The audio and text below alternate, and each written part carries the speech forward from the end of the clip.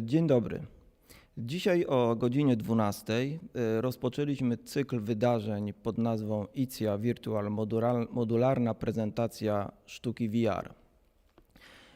Organizatorem całej imprezy jest Fundacja Rozwoju Sztuki Intermediów i Wydział Intermediów Akademii Sztuk Pięknych w Krakowie. O 12 właśnie swój wykład inauguracyjny miał obecny też tu teraz ze mną Sidney Mio, którego mogliśmy oglądać zarówno w przestrzeni VR-owej w Second Life, jak i w transmisji YouTube. Sidney jest teoretykiem sztuki mediów elektronicznych, rzeczywistości wirtualnej i między innymi wykładowcą na Wydziale Intermediów. Nie spotkalibyśmy się dzisiaj tutaj, gdyby nie pewna idea, która zakiełkowała w roku 2017 z inspiracji profesora Antoniego Porczaka, czyli pomysł powołania międzynarodowego konkursu na intermedialne dzieło sztuki, w skrócie ICIA. I już po roku od tej chwili, czyli w roku 2018, ogłosiliśmy i zrealizowaliśmy w pełni pierwszą edycję tego konkursu. Szczegółowe informacje o ideach, jury, przebiegu konkursu można oglądnąć i poczytać na stronie icia.pl. Obecnie powracamy na tej stronie do tych wydarzeń sprzed 2 lat, otwierając wirtualną galerię VR Cave, w której zaprezentujemy pracę laureatów tamtej edycji. Otwarcie tej wystawy nastąpi 19 grudnia na tejże stronie internetowej. Może przedstawię szybko program wydarzeń Virtual ICIA. Dzisiaj za chwilę Państwa zaproszę na rozmowę z jednym z laureatów pierwszej edycji. Natomiast jutro o godzinie 12 zapraszam na warsztat Touch Designer Intro, który poprowadzi Mateusz Świderski. Natomiast o godzinie 18 przeprowadzi wykład pod tytułem Art-Based Research. W następny piątek, 18 grudnia, o 12 swój warsztat przeprowadzi Jacek Złoczowski, warsztat zatytułowany Unity 3D Intro. Następnie o godzinie 18 w sobotę, czyli dzień później, 19 grudnia, Jacek wystąpi z wykładem Krajobraz hybrydowy. Obecnie jesteśmy też w takim momencie, kiedy przygotowujemy się do ogłoszenia drugiej edycji konkursu, międzynarodowego konkursu na intermedialne dzieło sztuki, poświęcone między innymi sztuce VR. Ponieważ ideą tego konkursu jest rozpowszechnianie wiedzy na temat imersyjnych projektów artystycznych, łączących działania artystyczne, ale również naukowe, jak i wykorzystanie najnowszych technologii przez twórców młodego pokolenia, również studentów Wydziału Intermediów i innych uczelni artystycznych.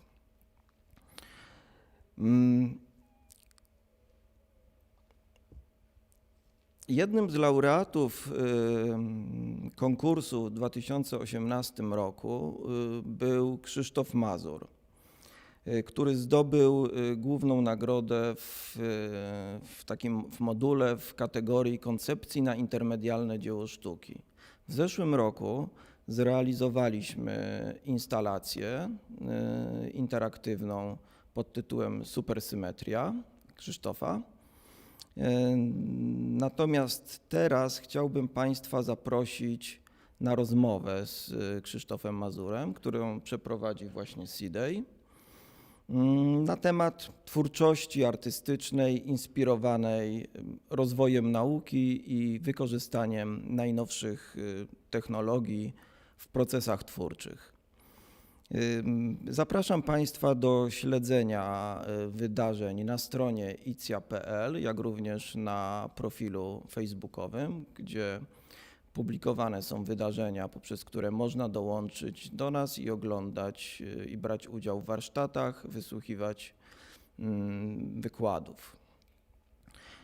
Chciałbym też podziękować ludziom zaangażowanym w to przedsięwzięcie, dzięki którym możemy je zrealizować. Dziękuję Patrycji Maksylewicz, naszej współpracowniczce i prezes Fundacji Rozwoju Sztuki Intermediów, CIDEJ-owi MIO, naszemu koledze, Krzysztofowi Mazurowi, Mateuszowi Świderskiemu, Jackowi Złoczewskiemu, jak również teamowi złożonemu z naszych studentek i studentów, Zuzannie Bodzoń, Ernestowi Borowskiemu, Marii Nowej, Wojciechowi Ratajczakowi, Bernardowi Śmiałkowi i panu Filipowi Małeckiemu, którzy zaangażowali się we wszystkie działania zmierzające do powstania tego wydarzenia. Dziękuję bardzo i zapraszam na rozmowę.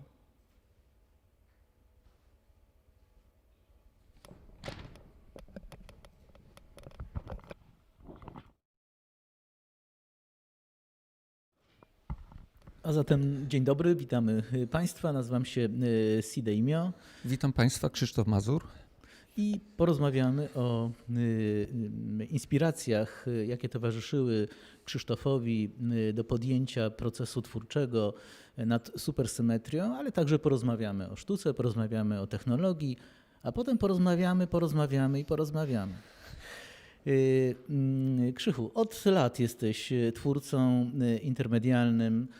Twoje osiągnięcia twórcze na przełomie XX-XXI wieku, takie prace jak Łóżko, jak Rybki, jak Nomadowie, no, zapadły już chyba na stałe, można powiedzieć, przynajmniej dla mnie, jeśli chodzi o historię sztuki interaktywnej w Polsce, ale pewnie miały i szerszy format, choć nie wypłynęły, niemniej warto o tym wspomnieć, że właśnie taki format miały.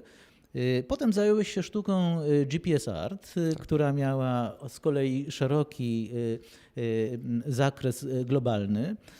Tutaj niezapomniane są nasze wspólne wyprawy z GPS Artem, choćby na krakowskie Błonia, czy rozmowy, które poświęcaliśmy wtedy, kiedy to powstawało, właśnie z zaangażowaniem potencjału sieci. Ale ostatnio okazało się, że wróciłeś do dziwnych zakamarków fizyczno-antropologicznych, adaptacji myślenia ludzkiego, do ludzkiego myślenia pewnych fragmentów rzeczywistości poprzez sztukę. Więc powiedz parę słów może o tym, jakie przyświecały właśnie wątki, inspiracje powstania supersymetrii, która była nagrodzona 2 lata temu na konkursie międzynarodowym. No właśnie, tutaj jestem zmuszony się wytłumaczyć z mojej nowej inspiracji, którą jest fizyka i z określenia supersymetria, co nie będzie takie łatwe. Ale może zacznę od tego, że symetria jest bardzo ważna w sztuce, ale jeszcze bardziej ważna jest w fizyce. W fizyce jest rozumiana troszeczkę inaczej, jako niezmienniczość, która jest podstawowym narzędziem do konstruowania modeli matematycznych, a niektóre z tych modeli stanowią podstawowe prawa fizyki, jak prawo zachowania energii, prawo zachowania pędu, momentu pędu, prawo zachowania ładunku itd., itd.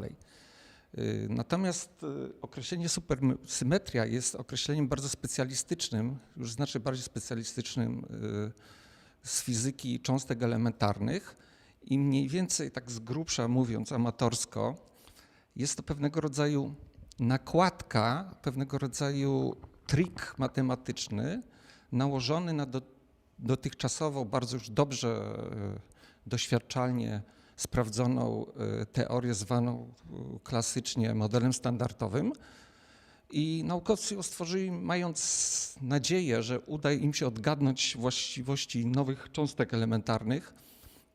No niestety, już można powiedzieć prawie 100% pewnością, że ten trik nie udał się i ta teoria została sfalsyfikowana, uległa falsyfikacji. Natomiast w mojej pracy posłużyłem się, jakby to powiedzieć, naszym artystycznym, wręcz zmysłowym odczuwaniem symetrii i też dokonywałem pewnego rodzaju triku geometrycznego. Człowiek z natury jest przyzwyczajony do symetrii odbicia lustrzanego. I w rzeczywistości, w rzeczywistości fizycznej, natomiast w rzeczywistości elektronicznej postanowiłem dokonać dodatkowego triku, dodatkowego odbicia lustrzanego i w ten sposób uzyskałem bardzo taką interesującą własność symetrii, pewne załamanie symetrii i byłem bardzo ciekawy, czy osoba wchodząca w cube'a złożonego z kilku ekranów jest w stanie po prostu reagować na tą nietypową sytuację, która była niemożliwa w świecie fizycznym, ale możliwa w świecie elektronicznym. I byłem ciekaw, czy osoba, widząc, że coś jest nie tak z tą symetrią, którą obserwuje, jest w stanie odszukać tą symetrię, do której jest przyzwyczajona, odszukać ten stan równowagi i odzyskać jakby tą rzeczywistą, znaczy istniejącą w świecie rzeczywistym symetrię. Natomiast wydaje mi się, że tutaj Sidej bardzo może nam opowiedzieć o swojej ontologii, o ontologii i świata elektronicznego, rzeczywistości elektronicznej. Bardzo chętnie, ale wiesz, jednak bym został przy tym temacie supersymetrii. Pewnie do ontoelektroniki będziemy mogli jeszcze dotrzeć, bo rzeczywiście tutaj to odwzorowanie rzeczywistości, taka symetryczność łamana przez dwa rodzaje materii, na pewno jeszcze przyjdzie na to czas w naszej rozmowie, ale wiesz, w momencie, kiedy wszedłem w tą przestrzeń interaktywną twojej pracy, i zorientowałem się, że w pewnym momencie poszukuję własnego odbicia albo punktów, które jakoś są ze mną połączone na zasadzie wieloświatowości, to w naturalny sposób przyszło mi na myśl, że artyści od wieków poszukiwali symetrii. Może nie chodzi o taką symetrię geometryczną, środkową, obrotową i tak dalej, ale na przykład kanon ciała ludzkiego, prawda? Tak, tak. Złoty podział. Symetria przez 2M oznaczająca bardziej kosmologiczne wymiary. Prawda? Symetryczność dusz lub serc. Prawda? Te może zostawmy, bo chcielibyśmy, żeby pewnie tak było, ale są one pewnie bardziej metaforyczne czy poetyckie. Natomiast właśnie w twojej pracy był taki moment, kiedy człowiek stawał się centrum wszechświata. To znaczy stawał pod detektorem, no tam chyba był Kinect, no popraw mnie, i to wszystko znikało. Rzeczywistość stawała się, można powiedzieć, do pewnego uzyskiwała supersymetrię. W tym momencie, że już nie było żadnych dodatkowych światełek mrugających, wszystko zanikało, odbiorca stawał się centrum wszechświata. Akurat jeszcze poprawię, bo akurat tam nie był Kinect, tam był VR, HTC VR i były użyte trackery i część tej instalacji odbywała się w rzeczywistości wirtualnej, a część była klasycznym wyświetlaniem, jakby to powiedzieć, na zasadach klasycznej elektroniki. Wyświetlaniem obrazu, cień człowieka, obraz był rejestrowany poprzez folię z kamery termowizyjnej. Jeżeli chodzi o te 4 boki, natomiast dolna przestrzeń, bo akurat górna jeszcze wtedy nie została zrealizowana, był z przestrzeni wirtualnej. No i właśnie, i ten moment tego znalezienia tej supersymetrii był powrotem do rzeczywistości fizycznej. Zgadza się, tak. Wtedy można było obejrzeć tego cube'a, Tak. popatrzeć na niego bez tego oczopląsu, można powiedzieć, Tak, który dokładnie. generowała ta instalacja, bo chodziło o to, że na przestrzeni kilku metrów kwadratowych odbijały się punkty świetlne symetrycznie albo na Tak, ścianach, albo na podłodze i chodziło o to, że to zaburzało percepcję fizyczności. Tak. Ale też zaburzało przepraszam, stan równowagi. Tak, właśnie. ale w momencie, kiedy stanęło się już bezpośrednio pod tym detektorem, to się wszystko kończyło i następował spokój i cisza. Tak. Chociaż one też czasami nie są wskazane, ale w tym wypadku to było zakończenie, można powiedzieć, procesu odbioru. Ale powiedz proszę, jak to wyglądało jeszcze wcześniej, bo pamiętam, że ten projekt miał dwie fazy co najmniej. Prawda? Tam jakoś było to zamierzone chyba w bardziej złożony sposób. Na początku, kiedy ta instalacja powstawała jeszcze jako koncept. A czyli docelowo wpleciona w tą instalację jest jeszcze inna koncepcja wynikająca z fizyki, tym tutaj szczegółowo z fizyki cząstek elementarnych.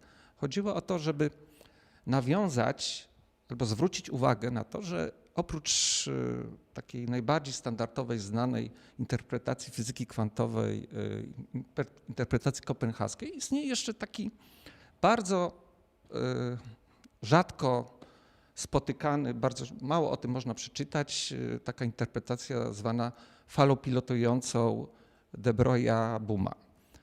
I ona jest o tyle interesująca dla mnie, że udało się dokonać czegoś bardzo ciekawego. To znaczy udało się zasymulować w naszym rzeczywistym świecie zachowanie świata kwantowego poprzez użycie dźwięku i lewitacji takich drobnych kuleczek silikonu. I jest to bardzo interesujące pod względem wizualnym, też plastycznym i nawet można powiedzieć, że jakby się za to bezpośrednio wziął artysta, to mogłoby powstać coś bardzo interesującego. Ale to też dla mnie było takie ciekawe, że obszar, do którego nie mamy bezpośredniego dostępu naszymi zmysłami, nawet aparatem badawczym, bo akurat zasada Heisenberga nas ogranicza, udało się nawet przy pewnego rodzaju opisie matematycznym, statystycznym tych wibrujących kuleczek silikonu, odtwarzać klasyczne po prostu zachowania, które znamy z świata kwantowego, no po prostu na przykład rozkład falowy przy dwóch szczelinach, tunelowanie i tak dalej, i tak dalej. No, takie skojarzenia też oczywiście przychodzą na myśl przy odbiorze tej pracy Supersymetria, ale też widzę, że rozmawiamy o wielu rzeczywistościach równocześnie. Świat fizyczny jako ten, który jest tutaj jakąś podbudową, taką bazą dla tego wszystkiego, że w ogóle tu jesteśmy. O rzeczywistości wirtualnej, którą nawet mówisz, że wykorzystałeś w tej pracy, a teraz pojawia się granica ludzkiego poznania, czyli mechanika kwantowa i na przykład doświadczenie Younga, w którym właśnie no, rzeczywistość jakby zamazuje się pod woalem metafizyki. Nie znika, ale jednak się rozpływa, rozpuszcza, prawda? Tak jakby gęsta materia zaczynała się sublimować w jakąś kwantową amalgamat. No, przyjemnie jest rozmawiać o wielu rzeczywistościach, bo przynajmniej człowiek nie jest do jednej rzeczywistości wtedy uwiązany. Ale tu chciałem też właśnie wspomnieć o tym, że rzeczywistość elektroniczna jest tą rzeczywistością, która jakby łączy te wszystkie rzeczywistości. Tu akurat nadmienię jedno słowo, które akurat ty nie lubisz, symulacja. Natomiast w nauce, którą właśnie się interesuję, symulacja jest niesamowitym narzędziem. Symulacja polega na tym, że upraszczamy fizyczną rzeczywistość do bardzo istotnych elementów i z tych istotnych elementów tworzymy właśnie te niezmienniki, o których mówiłem i dzięki tym niezmiennikom możemy przewidywać przyszłe zjawiska. Możemy opisywać tą rzeczywistość fizyczną w taki sposób, że dzięki niej możemy konstruować urządzenia, robić doświadczenia, przeprowadzać bardzo wiele operacji w sposób kontrolowany. I to jest też akurat interesujące i symulacje w świecie elektronicznym, tak rozumiane, moim zdaniem troszeczkę za mało są używane przez artystów. Moim zdaniem troszeczkę też za mało artyści czerpią bezpośrednio z osiągnięć nauki. Natomiast wydaje mi się, mam taki pomysł albo taką intuicję, że artysta mógłby być takim jakby zwiadowcą w świecie nauki, który mógłby lepiej niż to czynią akurat te popularne naukowe programy czy wykłady naukowe, przyswajać, oswajać czy znosząc też napięcia psychiczne przy kontakcie z najnowszą technologią, przy kontakcie z tym światem nauki, normalnemu człowiekowi tą sferę nauki i sferę po prostu osiągnięć naukowych. Tak, no jest dla mnie jasne to, co mówisz o symulacji, jako o symulowaniu pewnej aktywności, pewnych zjawisk, edukacji przy pomocy symulacji czy symulatorów.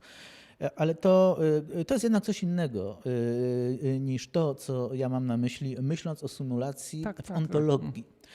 Chodzi o to, że nie jest dobrze mówić o rzeczywistości symulowanej, o symulowanej przyjaźni, o symulowanej miłości, o symulowanych jakichś innych ważnych sprawach, które powinny być rzeczywiste, a nie pojawiają się jako metafizyczne, czyli jako rodzaj rzeczywistości w naszym otoczeniu.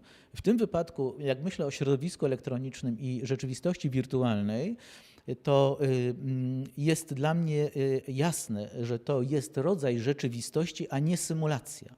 Jeśli siedzę 12 godzin przed komputerem i miałbym od niego wstać i pomyśleć, że to cały dzień spędziłem nad simulacrum albo nad symulacją, to momentalnie czuję się jak chory psychicznie. Mówię tylko za siebie.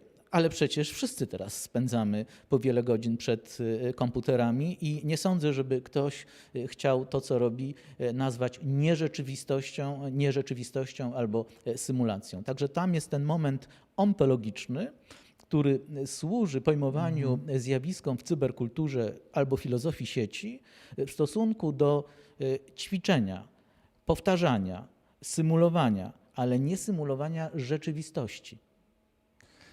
No, ja się tak zastanawiałem, czy pojęcie symulacji można po prostu zastąpić określeniem modelowania, ale modelowanie tak jakoś nie ma takiej tradycji w języku polskim, to bardziej jest czasownik, a w symulacji chodzi troszeczkę o coś więcej. Ale ja rozumiem w twojej ontologii symulacja akurat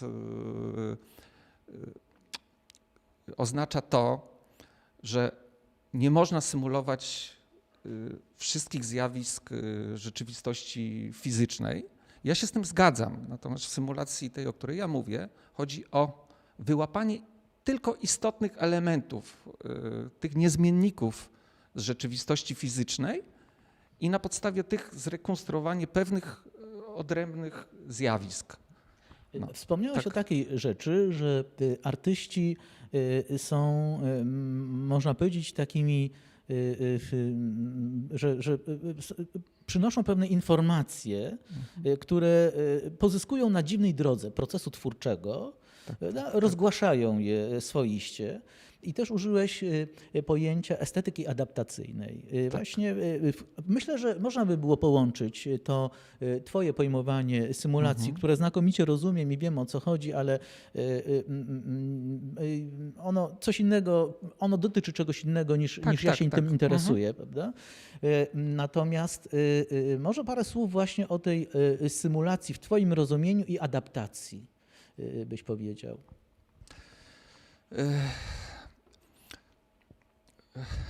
W dawnych czasach, jeszcze 100, a zwłaszcza 200, 300 czy 400 lat temu, zmiany technologiczne następowały bardzo powoli. wręcz niezauważalnie. Otoczenie człowieka się zmieniało bardzo, bardzo powoli. Wchodziły nowe technologie, ale on tak sobie wchodziły powoli. Praktycznie nikt nie zwracał uwagi w sensie czasowym za bardzo na te zmiany. Natomiast współcześnie wszystko strasznie przyspieszyło. Pojawiały się nowe technologie, nowe osiągnięcia naukowe. Nasza rzeczywistość w ciągu 10, 15, 20 lat po prostu się niezmiernie szybko zmienia. Musimy nabywać szybko coraz to nowych umiejętności, operować na coraz nowych telefonach komórkowych, ale wydaje mi się, że to się dzieje za pewną cenę. Tą ceną jest to, że my nie za bardzo to psychicznie akceptujemy, że wśród ludzi jest pewne takie napięcie, natomiast niezrozumienie nauki, tych wszystkich technologii powoduje też powstanie takich dziwnych ruchów, jak antyszczepionkowców i tak dalej. I wydaje mi się, że artysta ma taką szczególną rolę, którą zawsze miał od dawna, że artysta może sobie pozwolić na coś więcej, może po prostu wkraczać w pewne sfery, dokonywać pewnego rodzaju eksperymentów i na sobie, i na swoim otoczeniu, które są jakby akceptowane w wspólnej przestrzeni, no jakby to powiedzieć, zgubiłem słowo, ale to komunikacyjnej, w przestrzeni kultury, w przestrzeni po prostu stosunków międzyludzkich. I wydaje mi się, że artysta może wkraczać w tą sferę nauki, w sferę najnowszych technologii i badać tą technologię w troszeczkę inny sposób. Jedną z takich strategii jest na przykład zmiana funkcji. Zbadanie danego urządzenia czy danej technologii i użycie jej w zupełnie inny sposób niż jest napisane w instrukcji obsługi. Pokazanie, o co chodzi w tym urządzeniu i przekazanie tego odbiorcy. Odbiorca wtedy nie musi się, jakby to powiedzieć, męczyć, nie musi sam doświadczać tego rodzaju doświadczeń. I w ten sposób ta informacja, zrozumienie czy istota i nauki, i urządzeń świata elektronicznego może być łatwiej przyswojona, zaadaptowana przez środowisko, przez osoby, które są odbiorcami sztuki. Myślę, że to jest bardzo ważne.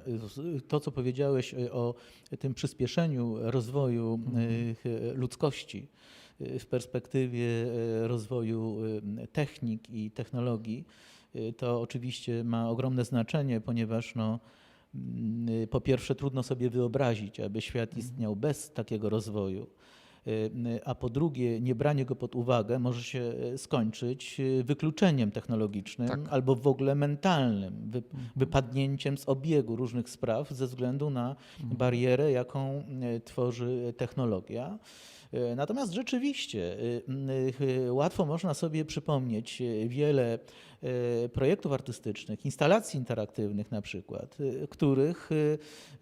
których taka funkcja wyjaśniająca się pojawiała i zbliżała odbiorcę do technologii. Można wspomnieć choćby o współczesnych urządzeniach HMD, takich jak Oculus czy HTC Vive, które bawiąc uczą, prawda? Tylko że to ucząc oznacza nabierasz doświadczenia w noszeniu na twarzy, na głowie pewnego interfejsu, który być może coraz częściej będzie tam gościł. Na razie gra się w jakieś tam gry podobne do ping-ponga czy tenisa, ale za chwilę może się okazać, że tak się będą odbywać konferencje naukowe, jakieś spotkania czy nawet edukacja. Ale mi chodzi jeszcze o coś więcej. Znaczy, jeżeli się pojawia nowa technologia, to wydaje mi się, że następują pewne procesy, które następują z czasem. Te procesy troszeczkę mi przypominają historię kina. Pojawiła się nowa technologia i był taki okres jakby pokazywania tej technologii jako ciekawostki, jako takiej technologii, która wywołuje strach, zaskoczenie, zupełnie inne wrażenia fizyczne, które człowiek czerpie ze świata fizycznego i nagle ma wrażenie, że ten świat fizyczny to jest świat kina, świat tego obrazu. Więc no, takie klasyczne strzelenie w kierunku widowni z pistoletu, czy nadjeżdżający pociąg. Ale z czasem kino przechodziło ten drugi jakby etap już poszukiwania pewnego rodzaju sposobu wyrazu, ten okres jarmarczny, później się zaczął już taki etap sztuki, kształtowania sztuki, montażu, różnego rodzaju zbliżeń, retrospekcji czasowej itd. I po pewnym czasie z tej technologii zrodziła się nowa odmiana sztuki. I to też chodzi o właśnie coś takiego, że jeżeli artysta przekroczy tą pierwszy moment, w którym po prostu zachwyca się najnowszymi technologiami, po prostu pokazuje je w różnej formie i tak dalej, w galerii i tak dalej, i zacznie wnikać w istotę tej technologii, co ta technologia ze sobą, jakby to powiedzieć, niesie, ile z tej technologii można w sensie sztuki, w sensie artystycznym wyciągnąć, to jest taki ciekawy moment, kiedy już społeczność, ludzie postrzegają, że to jest fajne, ciekawe, nam bliskie kulturze, bliskie człowiekowi i zupełnie inne niż to tłumaczy nauka. Bo przecież kto teraz zajmuje się i pamięta, w jaki sposób powstaje obraz kinowy? Kogo to interesuje, że tam jest 24 klatki na sekundę wyświetlane, przedzielone czarnym taką pauzą i że jest to złudzenie optyczne? No, to oczywiście też działa właśnie w dzisiejszych czasach zwirtualizowanych, prawda, gdzie jak rano odwiedziliśmy Akademia Elektronika, czyli spędziliśmy trochę czasu w Second Life, w trójwymiarowym świecie wirtualnym, to części Uniwersytetu Jagiellońskiego tak naprawdę, to właśnie nikt nie myśli do końca, że to jest gdzieś zakotwiczone na serwerach, że tam algorytmy cały czas to podtrzymują przy życiu i że są jeszcze fragmenty Second Life'u do wyedytowania przez osoby, które potrafią to zrobić i tym zarządzać. Natomiast bardzo przyjemnie się tam siedzi przy ognisku, spędza czas na zajęciach, wciela w kolejne awatary. Życie tam biegnie swoim trybem. A to, że podtrzymuje to ogromna technologia, w zasadzie ta myśl u wielu osób w ogóle się nie pojawia. Właściwie myślenie o końcówce tylko jest potrzebne, czyli o własnym komputerze, który też w pewnym momencie zanika, jeżeli wpatrzeć się bardziej w przestrzeń elektroniczną 3D i intencjonalność tam, kiedy intencjonalność tam zaczyna wnikać i podróżować po tym świecie. Zgadza się, ale to wymaga czasu i przyzwyczajenia. To wymaga obecności, ale czasami tego czasu zaczyna brakować przy tego rodzaju tak szybkich zmianach technologii. I mi się wydaje, że artyści są w stanie ten czas zaoszczędzić normalnemu człowiekowi w sposób właśnie taki bliższy, artystyczny, pozwolić się szybciej zaadaptować do tego rodzaju zmian, do tego rodzaju nowych technologii. Moim zdaniem nie są w stanie tego osiągnąć właśnie te tradycyjne takie sposoby przedstawiania w reklamie, która w zasadzie jest bardzo dość prymitywna, bo na zasadzie odruchu Pawłowa, styczności. O, tu mamy zapach morza, tam mamy pluszaczka, a tu mamy telefon komórkowy. Skojarzcie to ze sobą i kupcie. Ale to w tym momencie to jest oszustwo i człowiek to czuje jakoś pod skórą, że coś tu nie gra. I to powoduje pewne napięcie i wymuszanie posługiwania się tą technologią, wymuszanie nowych funkcji, nowych funkcjonalności jest coraz bardziej nachalne i to powoduje, że nagle ludzie nie wiedzą, co sobą zrobić. No. I to się przejawia też jakby w środowisku duchowym. No, nagle ja zauważyłem, że ludzie zaczynają wierzyć w bardzo dziwne rzeczy, to znaczy nawet religijnie. pojawia się pewien rodzaj fetyszyzmu, że przypisuje się już kamieniom, drzewom, pewnym elementom wartości, które były właściwe w powstawaniu naszej kultury, tej jeszcze pierwotnej. Brakuje jakiejś takiej duchowości w tym wszystkim, ale takiej, no nie wiem, takiej, jakby, znaczy trudno mi to wytłumaczyć, ale ludzie moim zdaniem z lęku, ze strachu uciekają w takie dość proste formy duchowości, jakby odrzucając tradycyjne nawet religie, które się wykształciły wiary i częściowo winie za to mimo wszystko technologia. A czyli no nie samo w sobie, tylko po prostu ten pęd, te zmiany technologiczne, które następują. Tu jest moim zdaniem potrzebna jakaś komunikacja na głębszym poziomie między technologią, zmianą naszego otoczenia, a po prostu psychiką ludzką. Myślę, że te sprawy, o których Tak, wspominasz, jeśli chodzi o rolę artystek i artystów, jako właśnie w pewnym momencie tych osób wiodących w eksplikacji rzeczywistości czy technologii, to do tego jest potrzebna kreatywność, otwartość, dystans do siebie, do rzeczywistości, poczucie ryzyka również, nastawienie na zaznajomienie się z obcością, przezwyciężanie pewnych granic. Także to nie są łatwe sprawy, to nie każdy potrafi. No tak, ale właśnie namawiam artystów do właśnie większym zajęciem się nauką, większym się zajęciem właśnie istotą najnowszych technologii. Natomiast z drugiej strony mamy jeszcze inny problem, o którym też chciałem wspomnieć. Jest to problem wynikający z jakby instytucji sztuki. Na ile instytucja sztuki, zwłaszcza w Polsce, jest w stanie pomóc artystom w ich twórczości. No ja rozumiem, bo jest pewna taka korelacja polegająca na tym, że w krajach, które mają wysoką wartość procentową nakładów na badania i rozwój, akurat pozycja sztuki jest bardzo wysoka. Na przykład Austria, gdzie ma prawie 4%, czy Japonia, Korea, Stany Zjednoczone. Polska jest tu troszeczkę w złej sytuacji, bo zaledwie mniej więcej 1%. No ale właśnie pojawiła się ta nadzieja, festiwal. No, ja na ten festiwal tak naprawdę czekałem 20 lat.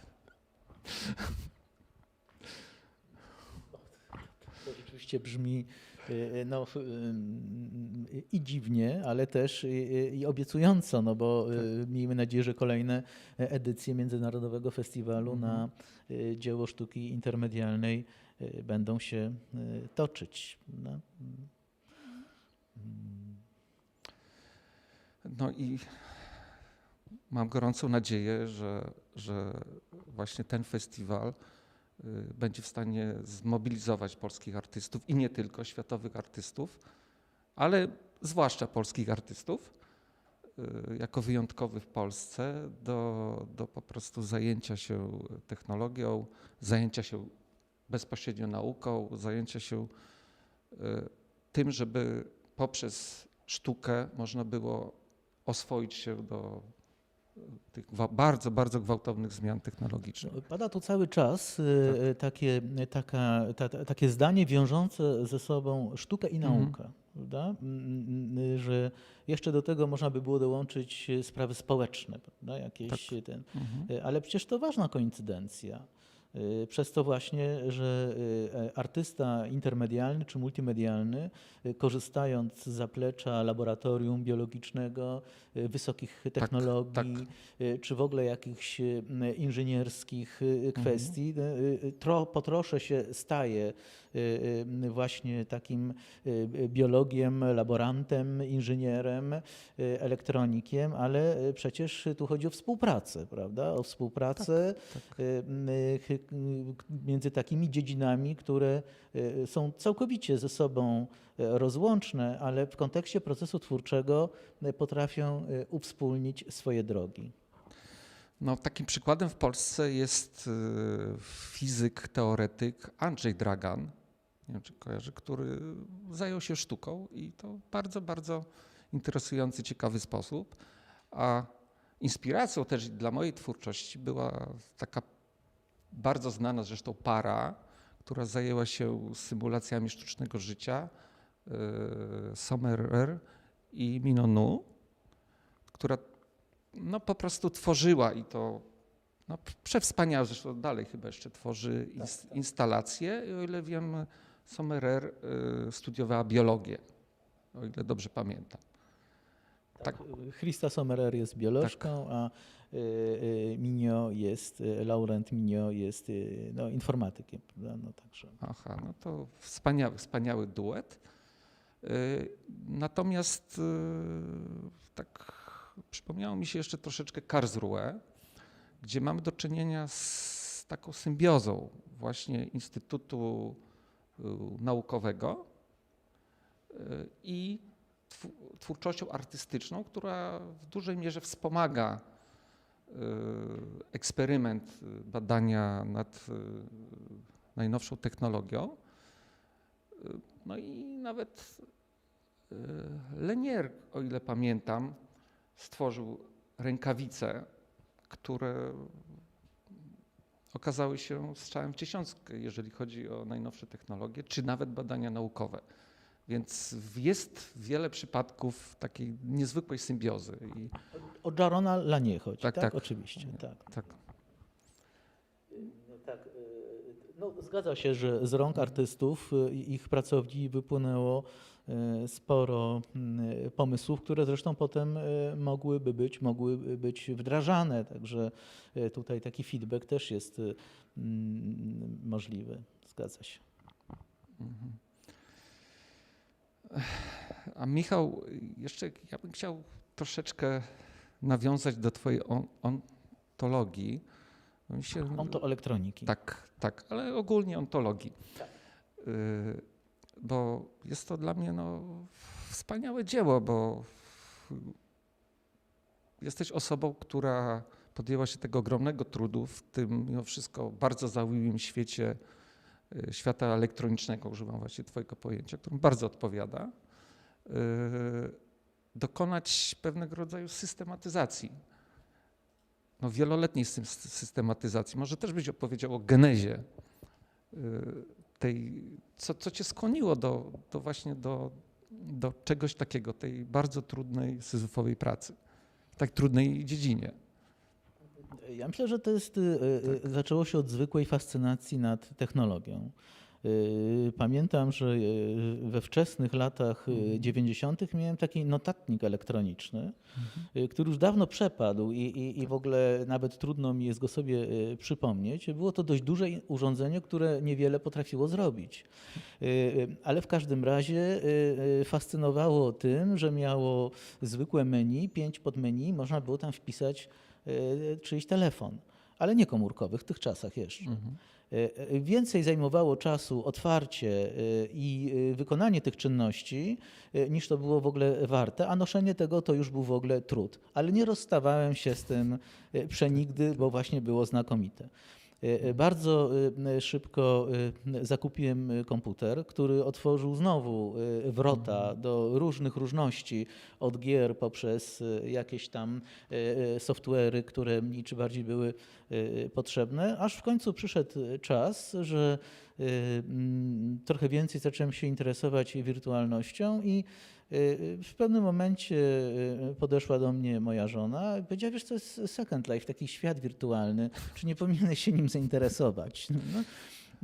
No więc zaraz potem sprawdziłem, co jest grane i okazało się, że to jest to. To był kolejny etap zafascynowania, głębokiej imersji, zapadnięcia w te czeluści Second Life'u, aż potem zadałem sobie pytanie, co ja w sumie tam mogę robić, bo już właściwie przemierzam go, spędzam całe godziny i tak dalej. No i w końcu powstał wirtualny uniwersytet pod patronatem, pod opieką Uniwersytetu Jagiellońskiego i w tej chwili po 14 latach jest tam ponad prawie 25 kursów się toczy, prowadzonych przez kilku wykładowców z różnych uniwersytetów w Polsce, ale jest też właśnie to, co cały czas jest chyba w drugim tle twojej wypowiedzi, to takie życie się tam odbywa, społeczność akademicka, prawda? Czyli, że nie przychodzi się tylko na wykłady, ale przychodzi się też posłuchać muzyki, porozmawiać ze znajomymi, czy posiedzieć do późnych godzin nocnych, nawet nic nie robiąc, tylko partycypując, być obecnym pod postacią awatara właśnie w ogrodzie akademickim. Także to jest takie wyjście, wręcz transcendowanie ze świata fizycznego w pewnym momencie do świata elektronicznego poprzez zalogowanie. Wspaniała sprawa. No i to jest dość interesujące, nietypowe dla filozofa, że filozof, jakby to powiedzieć, własnymi zmysłami dosłownie zatopił się w świecie elektronicznym, zbadał go, można powiedzieć, jak też pewnego rodzaju ten XVIII-XIX-wieczny zwiadowca cywilizacji europejskiej i go opisał jak przyrodnicz w pewnym sensie, choć metodologią i pojęciami ontologicznymi. Ja myślę, że Tak. fenomeny cyberkultury są fundamentalnie filozoficzne. To właśnie jest zadanie, żeby dookreślić to, co się dzieje, jeśli chodzi o komputery i technologię procesorową, w kategoriach filozoficznych, właśnie rzeczywistości. Bez tego pozostaniemy otoczeni symulakrami, co nie ma sensu. To jest to właśnie, że filozofia jest podstawą, ontologia do adaptowania zwykłego użytkownika do tego świata. Bez zrozumienia i ugruntowania pojęć ontologicznych, takich jak istnienie, rzeczywistość, prawdziwość własnej aktywności, czyli technoantropologia, właściwie nie ma podejścia do tych fenomenów, bo one są efemeryczne. One są naszpikowane sztucznością. Nawet nie tworzą zobowiązania tak jak byt tworzy zobowiązanie, tak jak tworzy istnienie. Z tym, że to istnienie elektroniczne, ono jest niefizyczne, więc jest obce pod względem sensualnym na przykład, grawitacji, praw fizyki. Tak. Można nadać tym bytom elektronicznym te cechy, ale to nie jest potrzebne. Więc tutaj też jest forma obcości, prawda? Że to jest taki świat, do którego nie jesteśmy przygotowani. Problem polega na tym, że to jest jednak świat i rzeczywistość. I usprawiedliwianie się tym, że jest jakiś inny, nie pasuje do świata fizycznego i tak dalej, jest nielogiczne, bo nie o to chodzi, że nie pasuje, tylko w tym wypadku człowiek, użytkownik nie adaptuje go w wystarczającym stopniu, aby właśnie uzyskać mniej więcej podobne odniesienie jak do świata fizycznego. A nie uciekniemy od tego, że będziemy mieć do czynienia z coraz większą ilością bytów wirtualnych, taką aktywnością, którą przesuwamy do właśnie środowisk elektronicznych. Stąd filozofia jest tutaj fundamentalną dziedziną, która dając podbudowę ontologiczną, czyli wynikającą z analizy bytu, z teorii bytu, daje pole, daje podstawę do tego, aby wszystko inne się na tym tle wydarzało. No, ja miał takie jednak drobne zastrzeżenie, bo wydaje mi się, że akurat może świat elektroniki nie, ale sama sztuka zawsze troszeczkę się wymyka filozofii z zasady, bo jestem jednak zwolennikiem takiego podejścia do sztuki, że jakby to powiedzieć, lepiej przedstawić rzecz nieprawdziwą, a prawdopodobną niż prawdziwą, ale nie trafiającą do przekonania. No tutaj jeśli chodzi o prawdę i nieprawdę, no to jestem fundamentalne stanowisko zajmuję. Nieprawdziwość jest nieprawością w tym znaczeniu, że mając już i tak do czynienia z różnymi manipulacjami, symulacjami, właśnie półprawdami, bańkami informacyjnymi, czasem zwykłymi oszustwami, generowanie jeszcze dodatkowych tego typu zdarzeń to nie moja bajka. Natomiast w sztuce mi się wydaje, że tą siłą tej sztuki, siłą właśnie tej adaptacji jest to, że tworzymy, jakby to powiedzieć, fikcyjną postać, fikcyjną sytuację, która jak w soczewce kumuluje bardzo wiele jednostkowych zdarzeń czy historii ludzkich. No, najlepiej to widać w klasycznej greckiej tragedii, gdzie jedna nieistniejąca historia tragiczna danego człowieka jest w stanie zawrzeć tysiące, dziesiątki tysięcy jednostkowych tragedii ludzkich w jedną konkretną postać, w jedną konkretną opowieść. Jest to opowieść nieprawdziwa, ale trafiająca do przekonania, wywołująca właśnie katarzis. No, myślę, że tutaj jednak jest troszeczkę inaczej. Nie chodzi o to, czy mamy do czynienia z jakąś sztuczną postacią, tylko chodzi o to, że mamy ze sztuką jako prawdziwą dziedziną ludzkiej aktywności, na gruncie której mogą się dokonywać różne zdarzenia, które ty nazywasz fikcyjnymi, a to są właśnie projekcje, to są właśnie wydarzenia i tak dalej. Teatr istnieje na scenie. Scena jest prawdziwa, a sztuka jest tym, co się na niej wydarza. Znaczy teatr akurat ja przywołałem jako no jakby taki klasyczny przykład. Oczywiście, ale, ja ten skrót rozumiem. tak, Chodzi o tak. to, że mówimy o prawdziwości sztuki. Jesteś artystą, jesteś artystką, to jest moja praca. Ja ją na przykład pozwolę sobie ocenić, jeśli będzie do tego przyczynek. Natomiast to, co się tam wydarza, mieści się już w tej dziedzinie ludzkiej aktywności. I tam kwestia tego, czy to jest sztuczne, czy nie, jest bardzo dla mnie dyskusyjna. Sztuczne jest to, że ktoś zakłada maskę i próbuje coś w normalnej rozmowie ze mną Tak. ugrać. Wtedy jest to sztuczne. Coś symuluje, prawda? Stara się wprowadzić mnie w błąd. Sztuka mnie nie wprowadza w błąd. Sztuka mi pokazuje czasami opowieść, która nie istnieje w świecie fizycznym, ale ma do tego prawo. Tu się mogę zgodzić, bo jeżeli ktoś w świecie elektronicznym próbuje po prostu odtworzyć świat fizyczny, no to dla mnie to nie ma praktycznie żadnej wartości artystycznej. Oczywiście. O to mniej więcej Oczywiście. chodziło. On musi, jeżeli chce coś przenieść z rzeczywistości fizycznej w rzeczywistość elektroniczną, to właśnie musi dokonać pewnej syntezy, pewnego rodzaju wyboru, wybrać pewne istotne rzeczy, wyłapać pewną istotę tego, co chce powiedzieć, tego, co przekazać, w jedną historię właśnie prawdopodobną, choć historię, która się nie zdarzyła, więc można powiedzieć, że nieprawdziwą w tym moim znaczeniu. I właśnie dla mnie to jest najważniejsza cecha sztuki. Ja pamiętam tą jedną z tych prac, które wymieniłem, twoją na początku, Łóżko, która do tej pory pozostaje mi w pamięci i tu i ówdzie ją przytaczam, gdzie mieliśmy do czynienia z osobą, prawda, leżącą na łóżku i z przestrzenią interaktywną. I w momencie, kiedy się człowiek przybliżał do tej osoby, odbiorca się przybliżał, no to wtedy okazywały się części ciała łącznie z rentgenowskimi chyba zdjęciami. Tak, to czy znaczy, te- chodziło im mi o bliżej- estetykę. Tak, ale im bliżej, im większe zaangażowanie było, tym więcej można było zobaczyć Zobaczyć, tej tak. prawie że w cudzysłowie obnażonej osoby. Ale Tak. chodziło tutaj o tą przenośnię, prawda? Tak. Im większy ten wysiłek jest, tym bardziej uzyskujesz no właśnie jakąś prawdę o człowieku, prawda? Z drugiej strony również.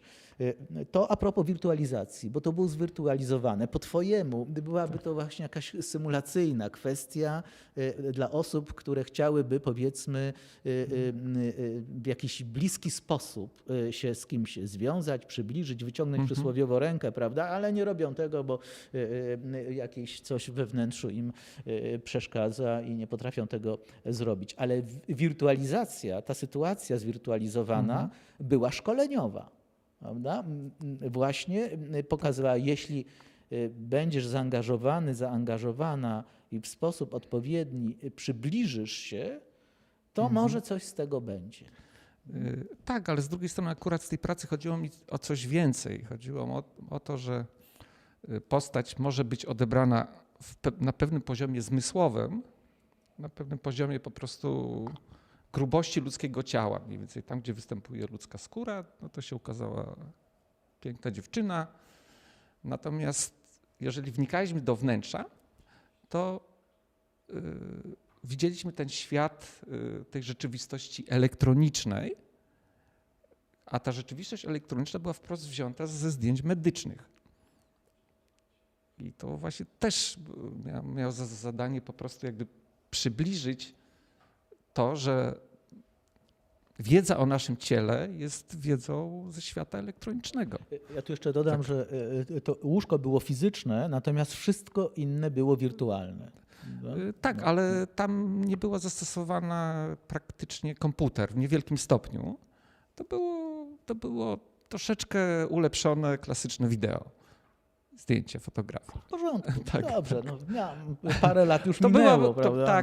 To była po prostu rzeczywistość elektroniczna. Właśnie bardzo, bardzo mi się spodobało to określenie rzeczywistość elektroniczna, która zawiera w sobie, bo ja do tej pory używałem rzeczywistość wysokich technologii, ale wysokie technologie to jest takie akurat pojęcie, które jakby powinno się zmieniać z czasem. To wysoka technologia, tak, ale w tym momencie używając rzeczywistość elektroniczną można się cofnąć bez żadnych problemów, zgrzytów pojęciowych nawet do lat 50.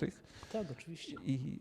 No i temu też służy porządkowanie i filozofia, i też twoja ontologia i wiele, wiele lat przemyśleń w takim układzie. Zgadza się. No nie wiem, jak teraz stoimy z czasem. Prawdopodobnie nasz czas się Skończył. No w sumie szkoda, bo rozmowa jest dla mnie bardzo ciekawa i zresztą nie pierwszy to już raz ciekawe rozmowy i dyskusje prowadzimy. Czasem się kłócimy, ale rzadko. Ale to też dobrze, prawda? Bo przynajmniej jest o czym potem myśleć i rozpocząć kolejną rozmowę. To przyjacielskie kłótnie, jeżeli w ogóle. No ale teraz już chyba pora na jakieś podsumowanie właśnie w związku z rozwojem i wirtualizacji, coraz większym zwirtualizowaniem rzeczywistości i może na tym tle poszukiwaniem supersymetrii pomiędzy światami, jedną nogą będąc w świecie fizycznym, drugą w rzeczywistości elektronicznej. Uwielbiam to właśnie. To Tak, oczywiście.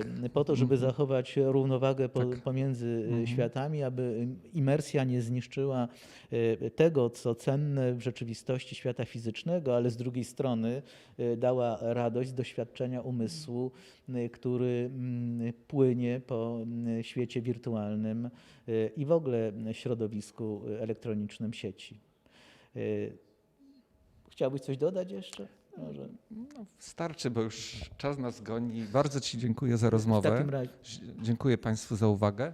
W takim razie dziękujemy wszystkim naszym słuchaczom. Nagranie najpewniej trafi na YouTube, także będziemy mogli go odsłuchać, zobaczyć. Tymczasem wszystkiego dobrego i powodzenia w obydwu światach. Dziękuję. Dziękuję bardzo.